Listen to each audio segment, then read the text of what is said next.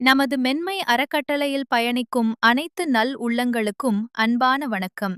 ஜவ்வாது மலையில் வாழும் ஏழை எளிய மக்களின் நிலையை கருத்தில் கொண்டு நிலாமா அவர்கள் ஒரு மனமார்ந்த கோரிக்கை வைத்திருந்தார். அங்கு அத்தியாவசியமான அரிசி பற்றாக்குறை ஏற்பட்டிருந்ததால் அந்த மக்களுக்கு உதவி செய்யுமாறு கேட்டுக்கொண்டார். இந்த கோரிக்கையை கேட்டவுடன் நமது நண்பர்கள் உடனடியாக முன்வந்து உதவி செய்தது மிகுந்த மகிழ்ச்சியை அளிக்கிறது. அவர்களில் திரு டி செல்வராஜ் அவர்கள் 7 மூட்டை அரிசி, திரு பி சேகர் எக்ஸ்-சிஆர்பிஎஃப் அவர்கள் 2 மூட்டை அரிசி, திரு சாரதி அவர்கள் ஓசூர் 5 மூட்டை அரிசி, சீனிவாசன் பில்டிங் கான்ட்ராக்டர் வசந்த் அவர்கள் 1 மூட்டை அரிசி, பள்ளிக்கொண்டாவை சேர்ந்த பிச்சாண்டி இ.பி. ஃபார்மன் அவர்கள் 2 மூட்டை அரிசி. இவ்வாறு அனைவரும் சேர்ந்து மொத்தம் 17 மூட்டை அரிசி வழங்கியுள்ளனர். இவர்கள் அனைவருக்கும் நமது மென்மை அறக்கட்டளையின் சார்பாக மனமார்ந்த நன்றியை தெரிவித்துக் கொள்கிறோம். இது ஒரு சாதாரண உதவி அல்ல, இது பசியால் தவிக்கும் பல உயிர்களுக்கு உணவாக மாறும் ஒரு பெரிய சேவை.